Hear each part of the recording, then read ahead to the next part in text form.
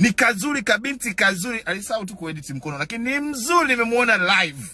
Very beautiful kuliko Zai. Zai mwenyewe kichwa kinamuuma, anajikaza tu. Hey, Alham, salamu alaikum. Umeshindaje? Mzima Karibu katika ulimwengu wa Mbeya, karibu katika ulimwengu wa watu safi kabisa, watu ambao tulobarikiwa tunaweza tukaenda peponi kwa kusema ukweli. Jamani, sasa fusho liko hivi.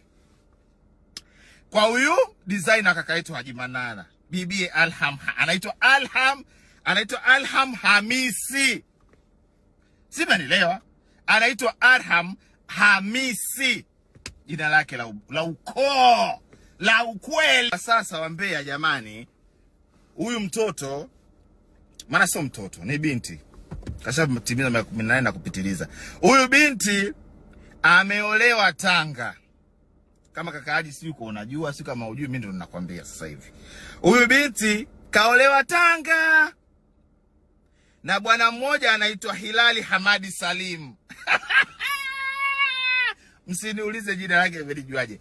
Bwana huyu anaitwa Hilali Hamadi Saidi, ndio mume wake wa halali aliyempigia goti mjini Tanga mkoani huko. Upo? Haya, ila kama unabisha, wewe si unakaa barabara ya 15 wewe Tanga na mume wako, na mpaka sasa hivi ninavyoongea hujapewa talaka, ila sasa unataka kukimbia ndoa uje uwe mjini. Unaambiwa kaka, watu hatakiwi katika ndoa. Familia ya mwanamke haimtaki baba wa watu, na baba watu yuko daa, anamtafuta mkewe. Kaja kwenye biashara zake za ujenzi sijui na nini, lakini anamtafuta mkewe.